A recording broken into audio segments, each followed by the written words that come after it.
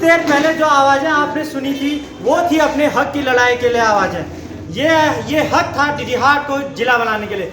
नमस्कार दर्शकों, मैं वॉइस ऑफ माउंटेन चैनल से रिपोर्टर हर्षित मेहरा, कैमरामैन साथी लोकेश चौहान के साथ। जैसा कि आप सब जानते हैं, हम लगातार बने हुए हैं डीडीहाट में ग्राउंड से एकदम जिले की इस मुहिम को सीधा आप तक दिखा रहे हैं, जहां आमरण अनशन के आज 10 दिन पूरे हो चुके हैं, जहां प्रशासन द्वारा दबाव बनाया जा रहा है अनशनकारियों को उठाने पर, जहां अभी तक शासन ने कोई सुध नहीं ली इन आंदोलनकारियों के लिए, जहां अब तक आश्वासन तक नहीं मिला शासन की ओर से।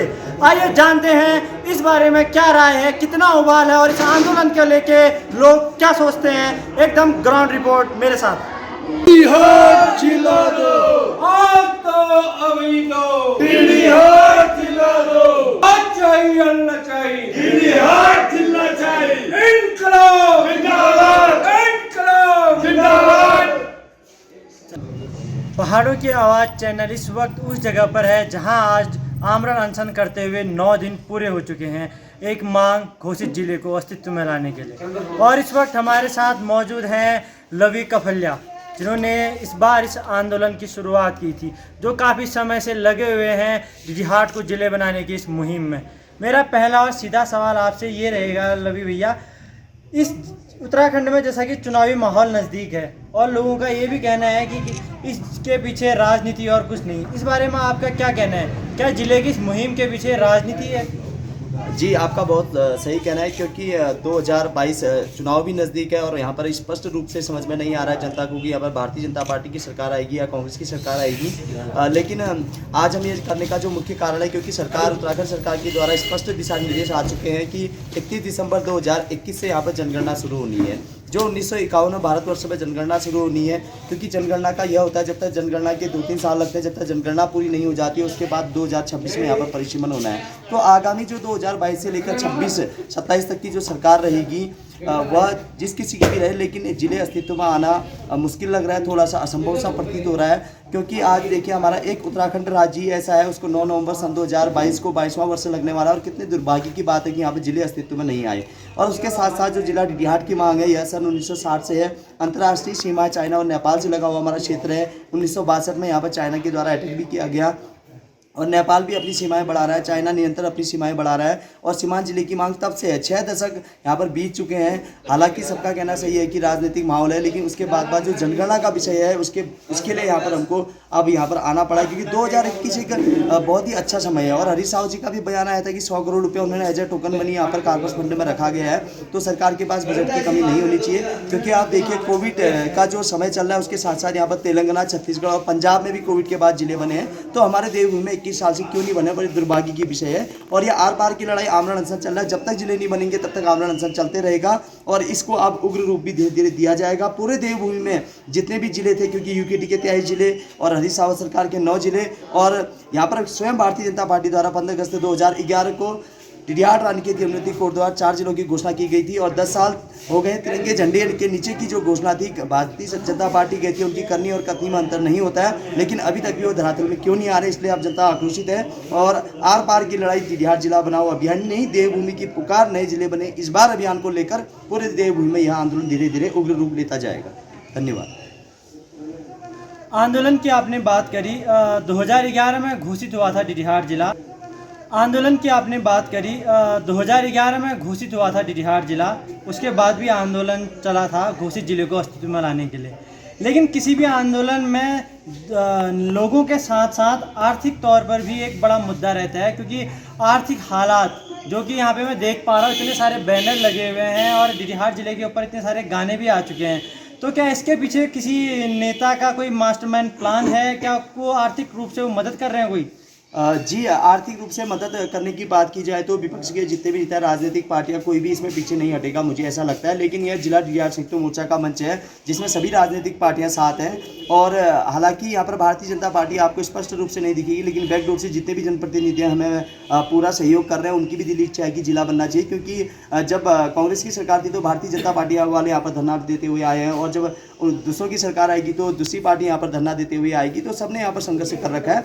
उसके साथ साथ खर्चे की बात की जाए तो यहाँ पर लगभग 5000 टी शर्टें हमारी यहाँ पर आई हैं जिला डीडीहाट की, और उसके साथ साथ हमारे अनेकों बैनर्स और जो गाने हैं और मीडिया और यहाँ पर का जो पर डे का खर्चा 4-5 हज़ार का आता है, पानी का, म्यूजिक का, चेयर्स का और जो यहाँ पर टेंट हाउस का है, तो लगभग 5 से 7 लाख रुपया खर्चा अभी यहाँ पर। और इस आंदोलन की जो सीमा है वो लगभग 20 लाख रुपये तक की तो वैसे ही लगा रहे हैं, लेकिन और ज़्यादा जाने वाला है। और खर्चे की बात आए तो यहाँ पर सबसे पहले हमारा व्यापार संघ है, जिला DDR संयुक्त मोर्चा के समस्त पदाधिकारी हैं, युवा कार्यकारिणी है, भूतपूर्व सैनिक संगठन है, अंजुमन मुस्लिम समाज समिति है, वाल्मीकि समाज समिति है और 71 ग्राम सभाएं, डीडीहाट ब्लॉक की 71 ग्राम सभाएं, सभी ग्राम सभाओं से बढ़ चढ़कर इसमें सहयोग हो रहा है। और अनेकों शिक्षक, अनेकों कर्मचारी सभी इसमें हमें सहयोग कर रहे हैं। और निरंतर यहाँ पर हमने एक धनराशि बुक पर्ची रखी गई है, तो आप चाहते हैं तो हम उसका ब्यौरा भी दे सकते हैं, आप देख सकते हैं। और सभी वर्गों में हमारी बुकें गई हुई है, तो सब जगह से बढ़ चढ़ कर सहयोग हो रहा है। तो हमें किसी राजनीतिक पार्टी की जरूरत नहीं है और हमें पूर्ण विश्वास है मल्लिनाथ स्वामी और देवभूमि के समस्त कोटि कोटि देवताओं की यहाँ पर हमें धन की कोई कमी नहीं होगी, क्योंकि जनता हमारे साथ है और यह जनता की मांग भी है। एक और सवाल मेरा ये रहेगा कि हाल ही में हमने कुछ तस्वीरें देखी थी सोशल मीडिया में, जिसमें डीडीहाट के विधायक और माननीय पेयजल मंत्री जी मुख्यमंत्री जी को ज्ञापन दे रहे थे कुछ जिले के संदर्भ में। और उसके बाद वो नमामि गंगे कार्यक्रम के तहत जीआईसी डीडीहाट में आते हैं, पूरा डीडीहाट घूमते हैं, लेकिन वो इस मंच पर नहीं आए जहां आमरण अनशन चल रहा था। इस बारे में आपकी क्या राय है? जी, स्वयं मैं 1 अक्टूबर से यहाँ पर आमरण अनशन में बैठा था, 6 दिन तक आमरण अनशन में मैं बैठा था। उसके बाद स्वास्थ्य में गिरावट होने के कारण मैं तो और बैठना चाह रहा था, और लेकिन मेरा वेट 7 से 8 kg गिर चुका था, तो इसलिए प्रशासन द्वारा मुझे ज़बरदस्ती उठाया गया। और उसके बाद यहाँ पर दूसरे वॉलंटियर्स आके लगातार आमरण अनशन कर रहे हैं। तो जब नमामि गंगे का यहाँ प्रोग्राम चल रहा था, तो यहाँ पर एक हूटर मंत्री जी का 3 बार बचा, तो हमने भी सोचा कि यहाँ पर आए, हूटर मंत्री जी का 3 बार बचा, तो हमने भी सोचा कि यहाँ पर आएंगे, लेकिन वो नहीं आए। बड़ा दुर्भाग्य भी है, लेकिन 25 सालों से जनता ने उनको चुन रखा है। लेकिन मुझे नहीं लगता, क्योंकि 15 अगस्त 2011 को जब घोषणा हुई थी, तो वह एज अ प्रदेश अध्यक्ष हमारे उत्तराखंड का नेतृत्व करते थे और उन्हीं के द्वारा यहाँ पर घोषणा की गई थी।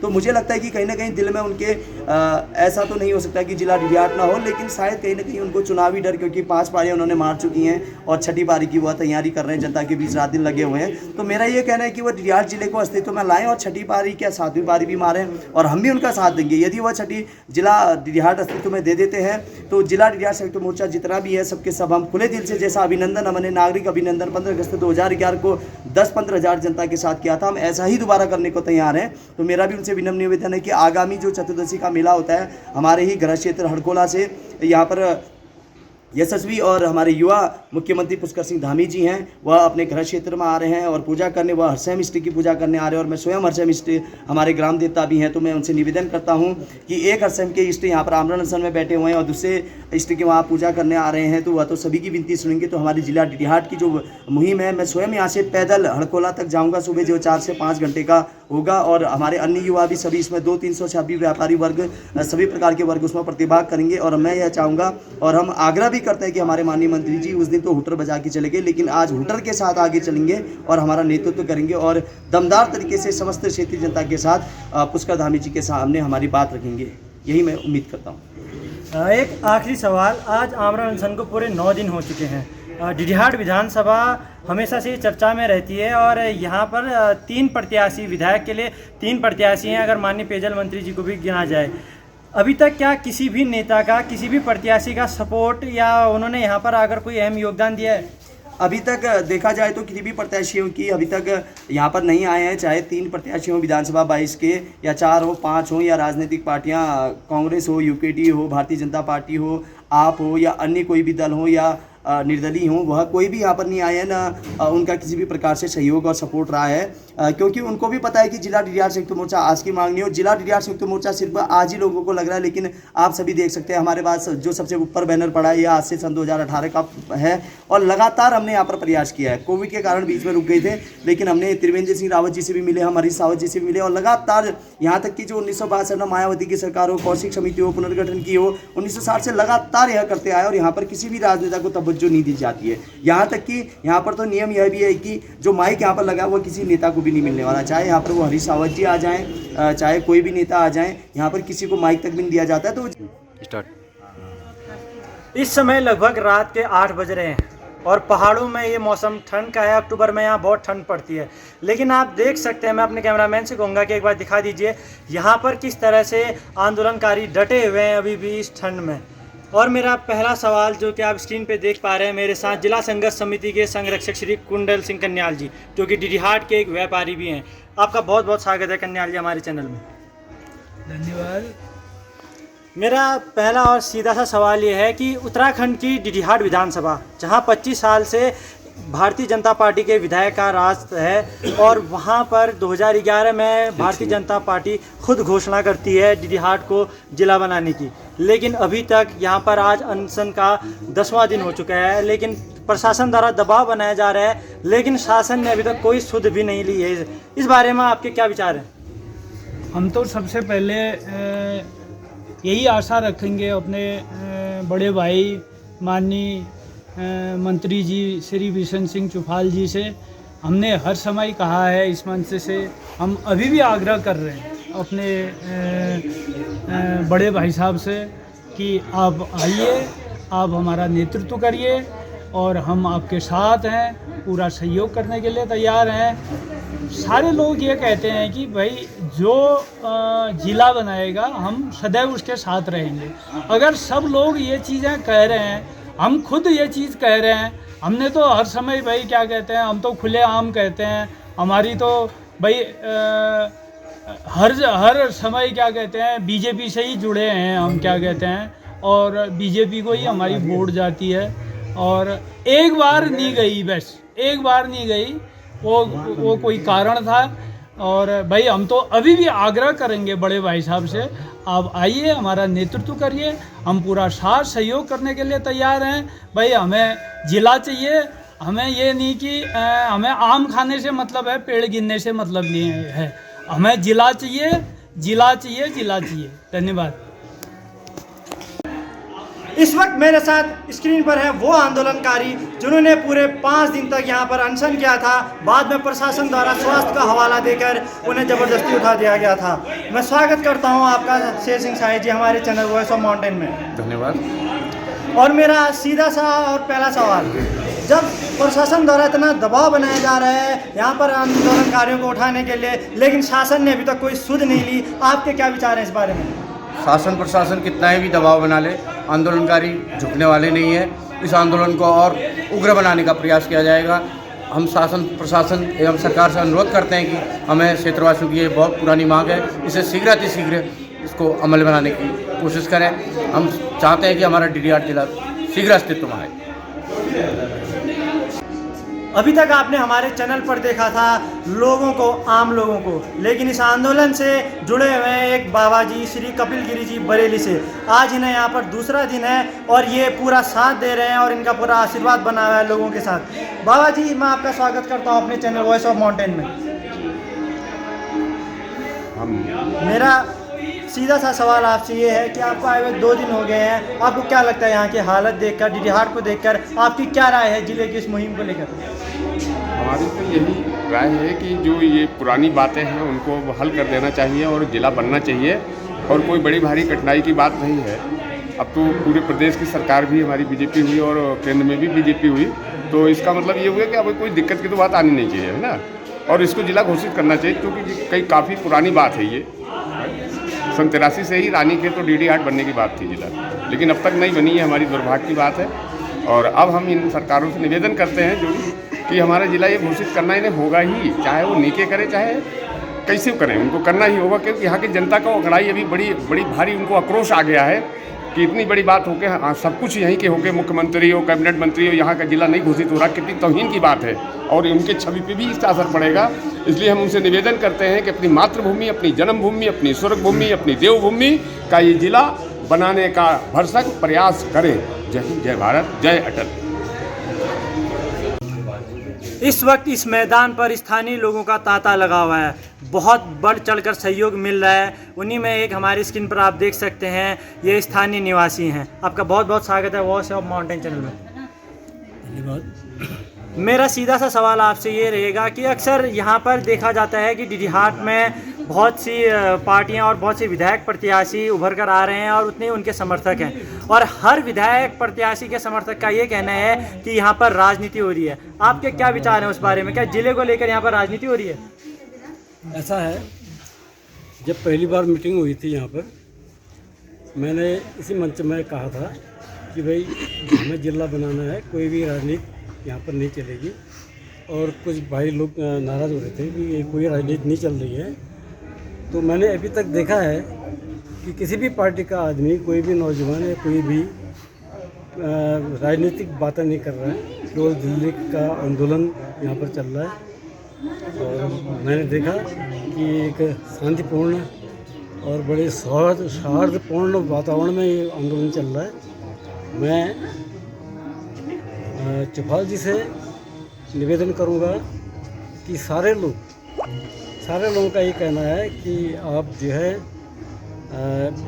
हाईकमान से लें या स्वयं की बलबूते से करें, जिस प्रकार भी हो आप जिले की घोषणा करें, जिला बनाएं और सारे लोग आपके साथ हैं।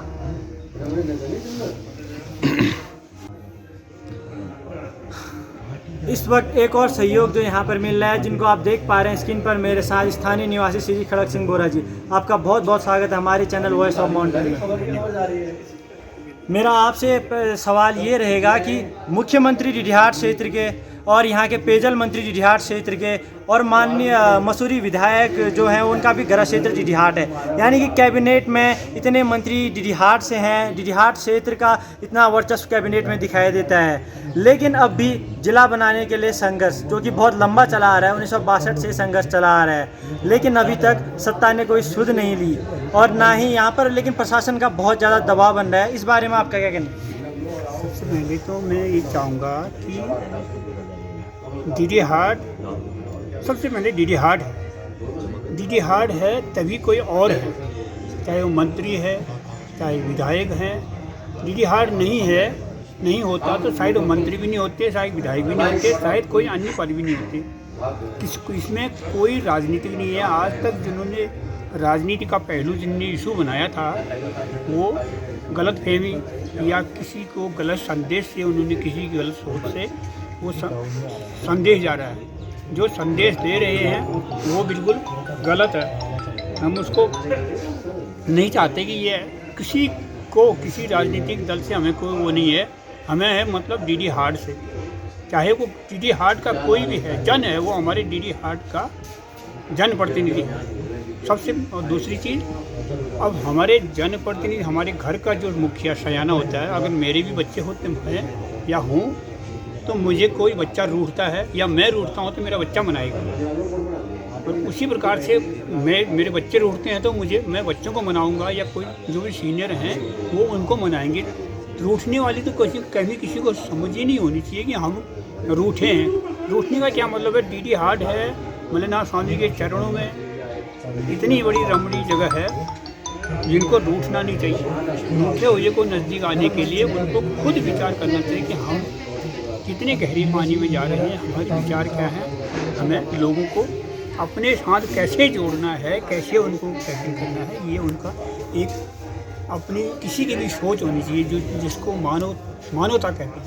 मानवता को मद्देनज़र रखते हुए नीचे से लेके ऊपर तक।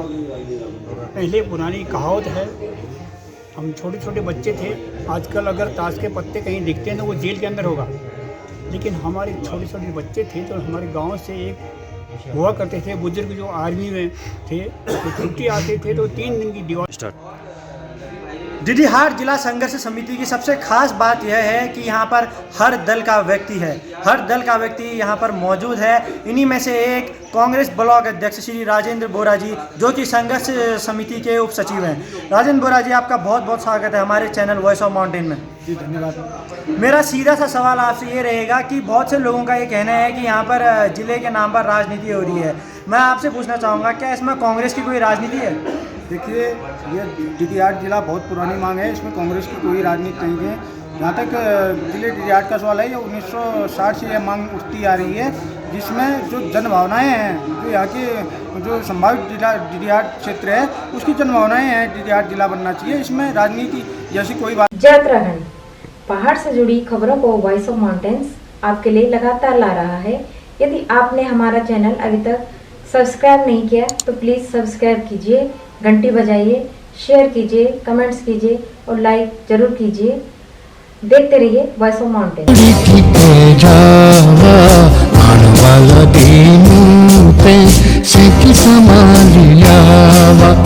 ए जावा